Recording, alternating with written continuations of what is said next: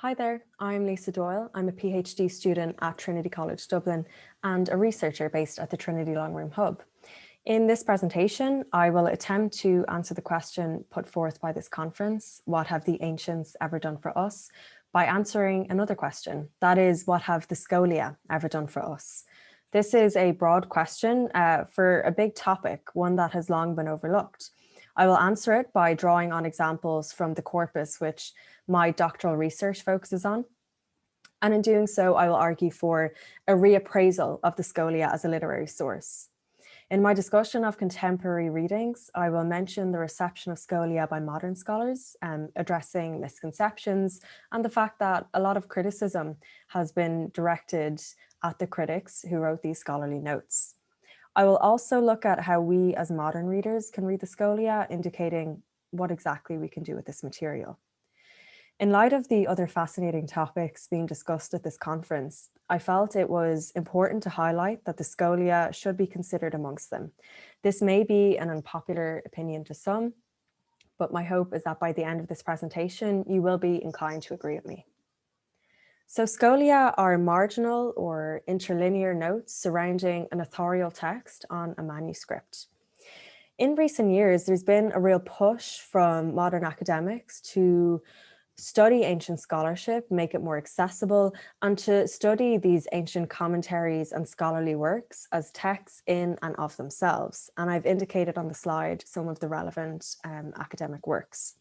The general impression people have of Scholia is that they are difficult to use, which is true, but Scholia are often overlooked and not considered worthwhile, and they've been used inconsistently, I would say. This is probably a result of the fact that Scholia have often been utilized as an accessory to our primary work or focus. In this presentation, I will talk you through some examples which show what we can gain when we make Scholia the focus of our work. These examples will demonstrate that these scholarly notes should be considered together and in context. By taking a note or notes in isolation and removing them from their context, you are going to reach an unsatisfactory conclusion, in my opinion. So the case study for this presentation is the Argonautica-scholia, the scholarly notes commenting on the epic poem by Apollonius of Rhodes. And if I may, I will just take a minute or two to tell you about the poet himself and the context that this poem was composed in. So our sources tell us Apollonius of Rhodes worked at the Museum and Library of Alexandria. He was one of the scholar poets that emerged from the Hellenistic period, very much a part of the scholarly activity going on at Alexandria. This activity was concerned with cataloguing and editing texts, and the Homeric poems were included in that, of course, as well as research into literary and scientific topics. So for Apollonius specifically, his interest in geography, ethnography, and local histories is very apparent when you read his poem. Now, the Argonautica is not the only work Apollonius composed. He also wrote a scholarly text against Xenodotus. He composed foundation poems, which were a staple of the Hellenistic period. Unfortunately, these works do not survive, or if they do, they only survive in fragments. So as for the Argonautica, it tells the story, of course, of Jason and the Argonauts. It takes place in the generation before the Trojan War. And in some ways, the events of this poem can be viewed as a prequel to what takes place in Euripides' Medea, although this tragic play was composed well before Apollonius' poem. The Argonautica is heavily indebted to the Homeric epic poems, of course, and in fact, it is the only epic to survive in full from antiquity, which means, of course, it's the only epic which separates the Homeric epic poems and Virgil's Aeneid. One of the most notable aspects of this poem, one that scholars have commented on extensively, is the depiction of Medea, her psychological distress and turmoil. Another notable aspect that's been picked up on by scholars is the nature of heroism in this poem with respect to Jason. What does it mean to be a hero in the Argonautica? So we have the Argonautica, which was conceived and composed in a scholarly intellectual environment, and the scholarly comments on this poem, which survive as scholia. So we can very much view this as a sequence of scholarship. In fact, the work done by modern academics on ancient scholarship is often referred to as scholarship on scholarship. However, with regards to the Argonautica-scholia, I think this work is better described as scholarship on scholarship on scholarship. So with regards to the Argonautica-scholia themselves, we are told in an addendum to this corpus that the scholia derive from the works or commentaries of Lucilius of Tara, Sophocleus, and Theon. There are also two other commentators named in the main body of the scholia, Irenaeus and Chares, who wrote a work on the Historia, or the mythological stories of Apollonius. I'll come back to that later.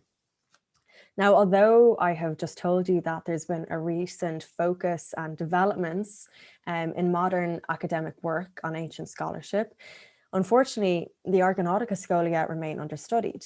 This corpus is usually mentioned in passing, and the focus is often on the fact that there are a few references in the Argonautica-scholia to a pro-ekdosis, or a previous edition of the poem.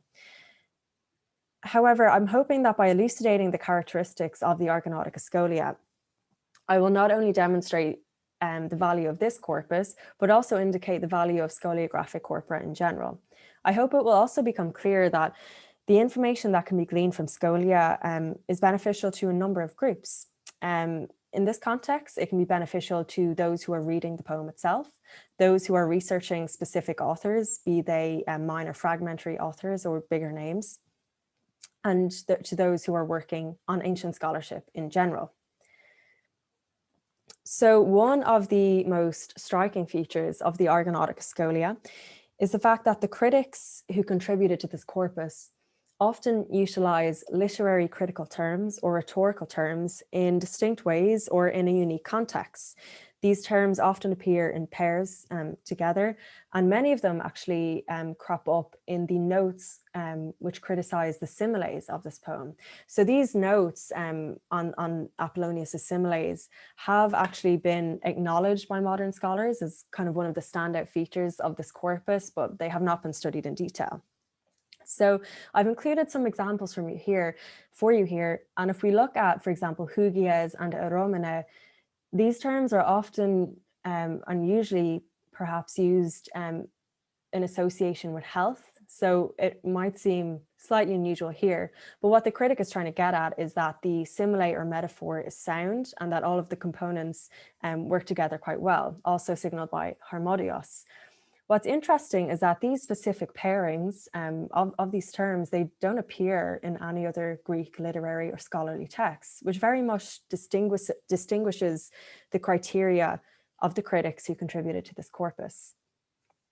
Now, the similes, of course, are one of the most apparent ways that Apollonius engages with the Homeric poems, and I've included an interesting example here. It's a simile in book 1 of the poem when the Argonauts are fighting Cyzicus and his people.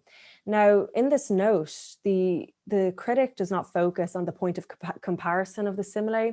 Instead, he's pointing out that the beginning of this description, where shields and spears are coming together, seems to have been taken from a battle description in the Iliad book 4.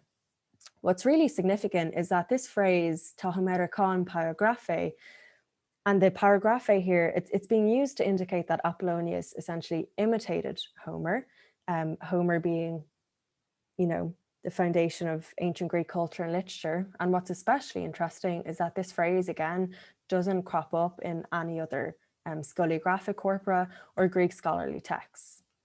I've also included some more rhetorical terms from book 1, and in fact a few of them do occur in the comments on the Lemnian episode of that same book. And what you see here is that the critical expectations of wit, refinement and plausibility are being met. And I will also point out again that these pairings do appear to be distinct and unique to this corpus. There's another term I want to discuss. It comes from the verb zeteo, meaning to ask or inquire. So a zetema is a scholarly question or inquiry. Zetemata are a standout feature of scholarly works in antiquity because the scholar's ability to resolve a zetema indicates his scholarly prowess and capabilities, essentially. You see many of them in the Homeric scholia. These inquiries are often signaled by the verbal form zeteitai, so third person singular there, middle passive form, it is asked. You can also see zetusi, third person plural, they ask, the active form. And I've indicated a couple of examples from the Argonautica-scholia there. But you do find quite an unusual form of this verb in the Argonautica-scholia. So on this next slide, I have included an image from the Laurentian manuscript. It's our primary manuscript for the Scholia, and indeed the oldest Apollonius manuscript. This note is commenting on Jason's cloak in book 1, and it begins with zeteion. This is quite a different form of the verb from the ones we've just seen. It doesn't mean it is asked or they ask, and those forms really illustrate, established scholarly discourse. This means one must ask. So we can infer here that the scholar is signaling a new type of inquiry or interpretation, and that there is no established scholarly discourse on this topic. The topic in question is, as I mentioned, Jason's cloak. So this is Apollonius's ekphrastic description, his version of Achilles' shield. And if I may stay on this note for just a second, it's worth pointing out that when modern scholars do work on Jason's cloak, they often do reference this specific scholion. It is quite long, as you can see from the image there, filled with lots of interesting interpretation. However, it is not the only the only note on Jason's cloak. It's the last one. There are a lot of notes, and in fact, when you look at them all together, what you have is a cohesive, comprehensive commentary.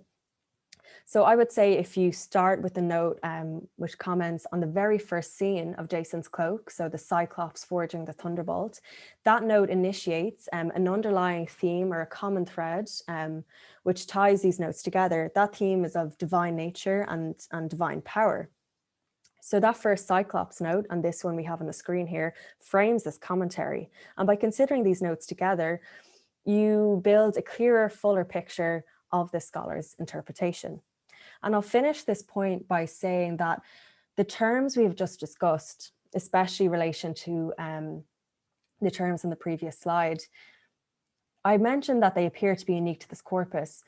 René Nunlus has done a lot of brilliant work on literary critical concepts in the Scholia. And oftentimes, if he signals a group of terms are significant to, for example, the Homeric Scholia or the Euripides Scholia, oftentimes those terms don't appear in this corpus, or if they do not appear often. Similarly, the terms I've just shown you and others that do appear often in this corpus and appear to be significant have not been noted by Nunlus as being representative of the literary critical terms we see in scholiographic corpora in general.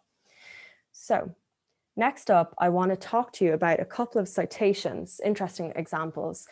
To circle back to the Lemnian episode, which I mentioned a few minutes ago, there is quite a heightened rhetorical analysis in the notes on this episode. The critic is really taking a lot of time and devoting a lot of attention and detail to analysing the speeches of Polyixo, Hypsipyle, and Heracles especially. In the midst of this analysis, we see a reference to Isocrates, a work by Isocrates. In fact, there's a quote from his work to Demonicus. What I would like to suggest to you is, it is not a coincidence that Isocrates is quoted in the midst of this rhetorical analysis. In fact, the work in particular to Demonicus, in that text, there is an emphasis on the fact that one must know the subject of their speech and also when it is necessary to speak. So it is perfectly logical to reference the person whose principles you have been drawing on throughout your analysis. And I would suggest to you that is the logic behind referencing Isocrates there. There is another interesting citation in the comments in book 2. So the context here is that the Argonauts have just met Phineus, the seer, who is suffering terrible punishment at the hands of the Harpies. The sons of Boreas are quite hesitant to help him. They need some clarification from Phineus that by helping him, they will not incur the wrath of the gods. The critic here inserts 2 references to the Orestes by Euripides, several lines apart. It seems that these citations frame the dilemma of the Boreads. They reflect the tension we see in this part of the poem between honouring custom and offending the gods. So this is a sophisticated use of referencing. And in order to fully appreciate the literary context that the critic is creating for us here, we need to read both notes together. Taking one in isolation is not going to work. And what we can infer from this is that the scholar is suggesting Apollonius made the same thematic connection as Euripides, and perhaps that knowledge and awareness of the context of these citations was expected from Apollonius's readers. So that's a lot of information we can glean from just considering those two notes together.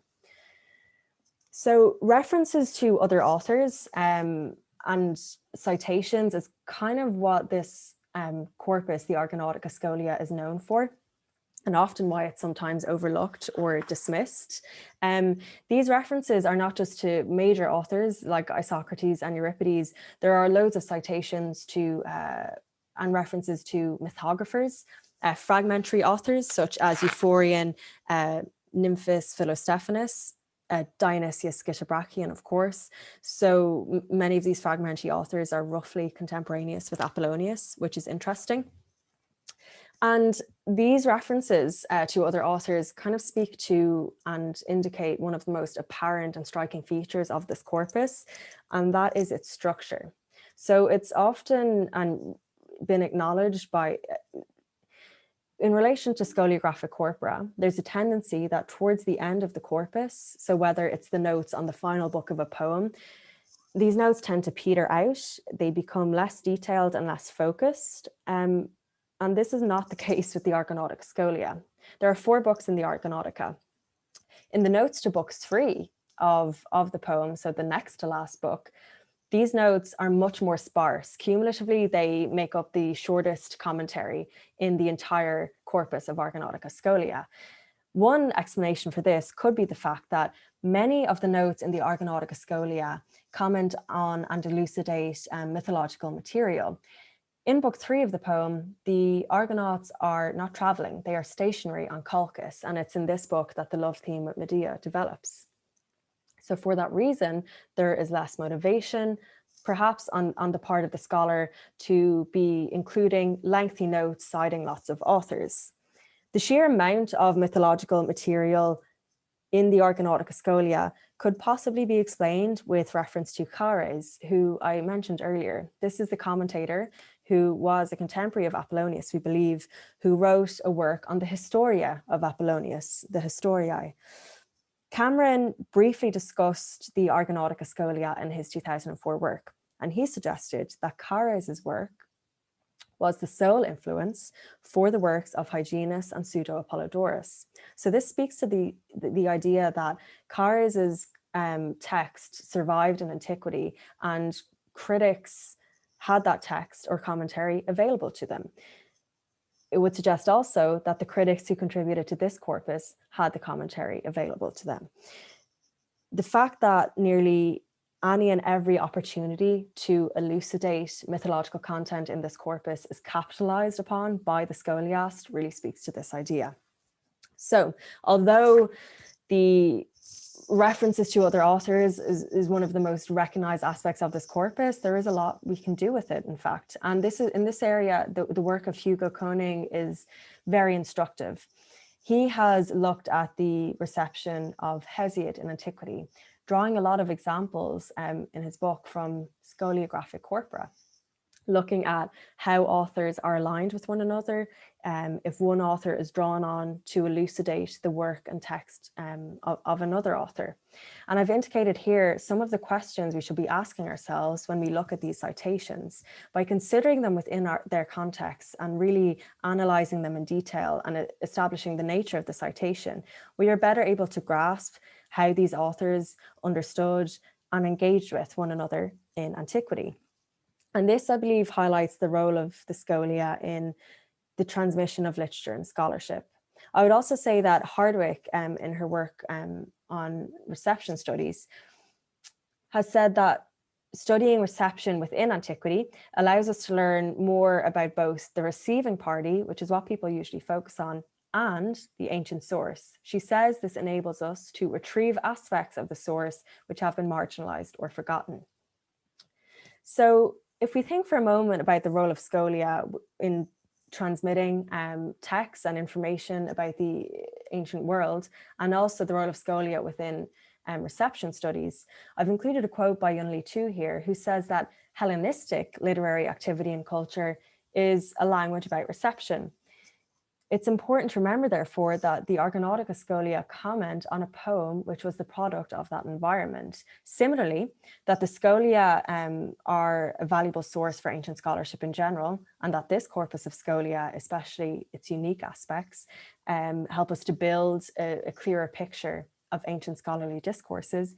It's especially pertinent when we remember the erudite intellectual environment that this poem, the Argonautica, was composed in. So I'd like to finish, if I may, with a few points on the relevance and significance of scholia. This process of analysing ancient scholarly texts prompts us to think about issues of scholarship and reception in a broader context. Firstly, I'd like to make the observation that there is an interesting tension in how modern scholars and students approach scholia. There's a perception that they are intimidating and out of reach, but that they also contain information that's trivial and irrelevant. With relation to this last point particularly, this could be a result of our unsatisfactory approach to scholia and ancient scholarly texts. The editors of the Brill Companion to Ancient Scholarship have explained that we often evaluate these ancient scholarly works in relation to our own expectations of what the correct interpretation of a text should be. If an ancient reading doesn't match our own reading or understanding, we often dismiss the ancient scholar as not having understood something properly. Now, both of these viewpoints, that the scholia can be out of reach and intimidating, and that they can also be slightly trivial, can exist simultaneously. And I would suggest to you that we should perhaps take some solace and comfort in the fact and relate to the fact that academics over 1,000 years ago were by no means perfect, nor was their work. However, it's important not to perpetuate this tradition or further this notion that this kind of scholarship is out of people's reach. That the scholia have been viewed as such doesn't mean they have to remain that way. While of course I acknowledge the nature of this source material, in that it is the product of the work done in elite scholarly and literary circles, and that the idea of scholarship and scholarship can be isolating, to continue to view the scholia as being out of reach and inaccessible is to, in my opinion, misconstrue their value, and perhaps to view them as part of a certain category or part of a particular process of reception, one which is indicative of a wider trend in which classical literature is viewed as not meant for everyone, only intended for a certain group of people. This results in what Hardwick calls a narrow range of perspectives. The scholia, though, as a window into the literary and intellectual tradition, can in fact broaden our perspectives and our understanding of ancient literature and culture. When we think about it, we have quite a narrow view of literature and antiquity with such a small amount of literature surviving. So this narrow view can really be expanded by looking at the scholia. So in the same way that we have learned in this conference about the impact of the ancient world on the physical landscape of our cities and on our societal values, the scholia in shaping attitudes and expectations, in relaying critical principles and interpretations, they're not just a window into the intellectual tradition, but a crucial component of it. So with the scholia, the ancients gave us a source which, when used properly, contains a wealth of information about ancient education, expectations of academics and antiquity, minor information about minor authors. The scholia shed more light on ancient literary practices and the ancient world in general. So I hope to have demonstrated that the scholia are deserving of our attention and deserve to be alongside the other topics presented at this conference, which advocate for engagement with the ancient world. And that by becoming more accessible and compelling to academics, this will increase the interest of a general audience as well. And it is for that reason that the scholia need to be brought to the forefront and back from the margins of scholarship. Thank you very much for your attention.